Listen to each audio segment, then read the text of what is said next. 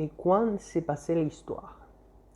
L'histoire se déroule en temps modernes à Paris, dans un immeuble où vivaient les gens avec beaucoup d'argent. Pour plus de précision, on peut supposer que c'était en 2006, puisque c'est à ce moment-là que le livre sur lequel le film était basé, appelé Les Grands d'Horizon, est sorti. Quels sont les personnages qui apparaissent tout au long de l'histoire?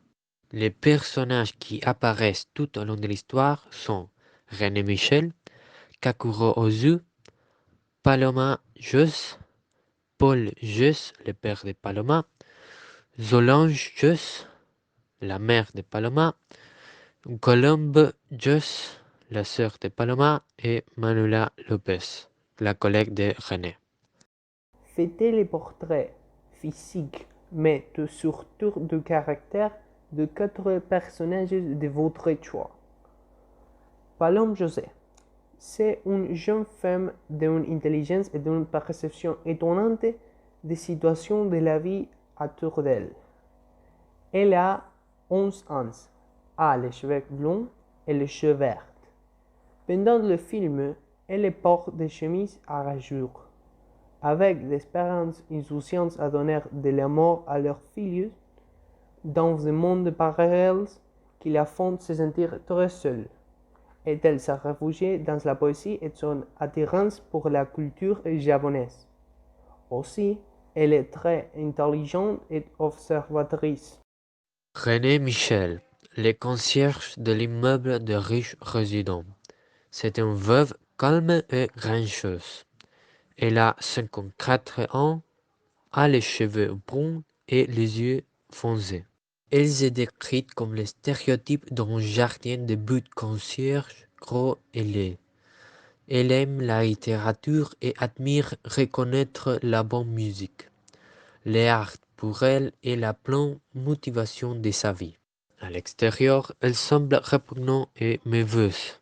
Mais quand vous la rencontrez, vous vous rendez compte qu'elle est une personne très bonne et intelligente. Sakuro Ozu. Ces personnages représentaient les sages ponts entre Paloma et René Michel. C'est un homme dans la soixantaine, très présentable et très japonais. Court, fin et aux cheveux blancs. Toute sa personne raconte de gentillesse. Il arrive en tant que nouveau propriétaire du bâtiment. Il est très riche et se lie également d'amitié avec les deux dames et cette coexistence est très instructive pour les trois. Colombeuse. Elle est la sœur aînée de Paloma, avec qui elle ne s'entendait pas très bien. Elle est mince, grande, a les cheveux blonds et les yeux verts. C'est une étudiante en philosophie, mais elle est très vaniteuse. Le rythme de la vie de la mère est l'exemple à suivre pour elle. Quel est le métier de Madame Michel? Où habite-t-elle? Décrivez son logement et d'énumérer toutes les activités qu'elle effectue en rapport avec son travail. René était le concierge d'un immeuble de luxe rue Échouin-Manuel numéro 2 à Paris. Elle habitait avec son chat dans une petite pièce de la première ardoise qui a une bibliothèque grande et pleine de livres. Chaque jour, elle effectuait ses tâches dans cet ordre. Sortir les poubelles, passer l'aspirateur, vérifier les correspondances, nettoyer les heures et la vitre de la porte du meuble. Racontez la rencontre entre Madame Michel et Paloma et décrivez le lien d'amitié qui naît entre les deux. Leur amitié commence lorsque Paloma va demander à René de recevoir un colis de sa sœur. René l'invite à prendre le thé et ils parlent. C'est alors qu'ils réalisent qu'ils ont plus en commun qu'ils ne le pensaient. Après cette interaction, ils se font plus confiance et apprennent à mieux se connaître. Ce moment a été le point de départ pour établir une amitié importante qui marque un avant et un après dans leur vie. Madame Michel et Kakuro Ozu tombent amoureux. Expliquez les circonstances de leur rencontre. Selon vous, ils ont eu une coupe de foot. L'amour entre Madame Michel et Kakuro Ozu commence lorsqu'ils se rencontrent pour la première fois, peu avant que Kakuro ne s'installe, quand il termine la phrase que René disait. Les familles heureuses se ressemblent toutes. Les familles malheureuses sont malheureuses chacune à leur façon. Cette phrase vient du roman Anna Karénine de l'auteur Léon Tolstoï. René avait lu ce roman et elle a également nommé son chat Léo d'après son auteur.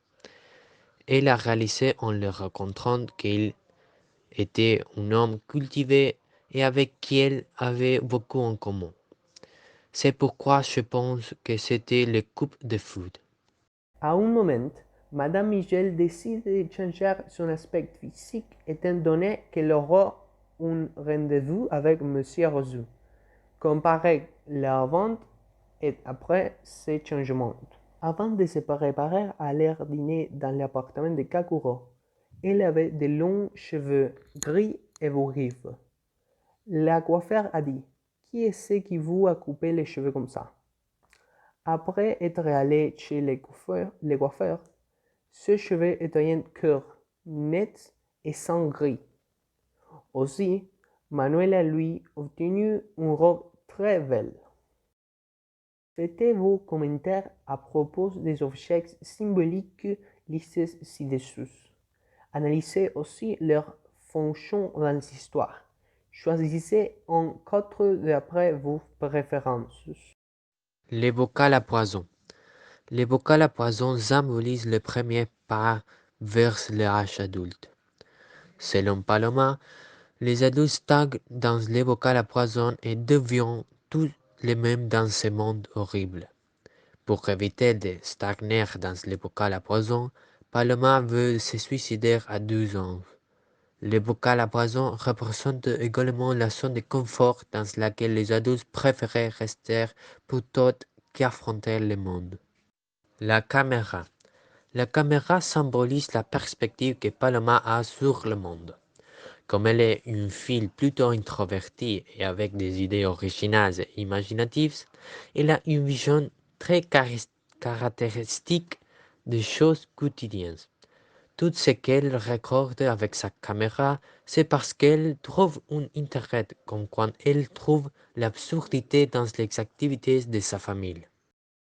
Le roman Anne Karénine de Tolstoï.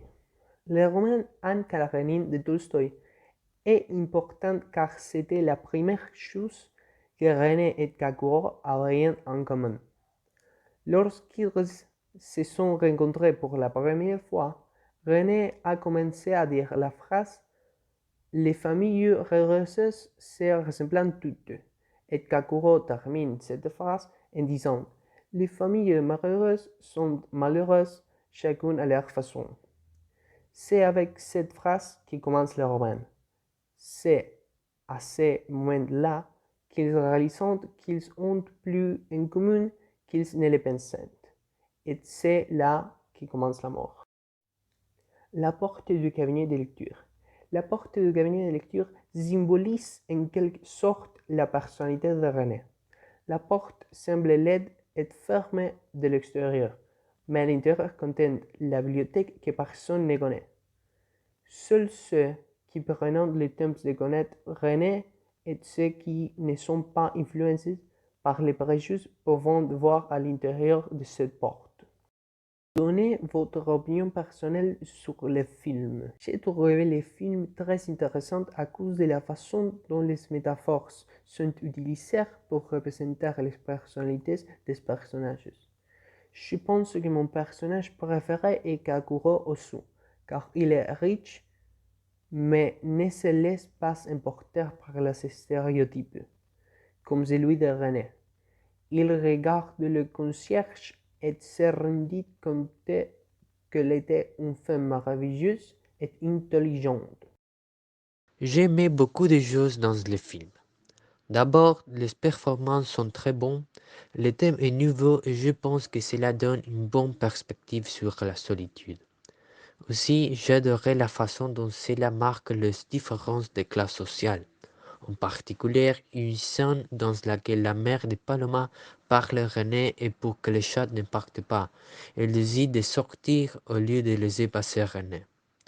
De plus, j'étais intéressé aux réflexions que fait Paloma, mais elles semblaient exagérées pour une fille de son âge. En conclusion, j'aimais le film.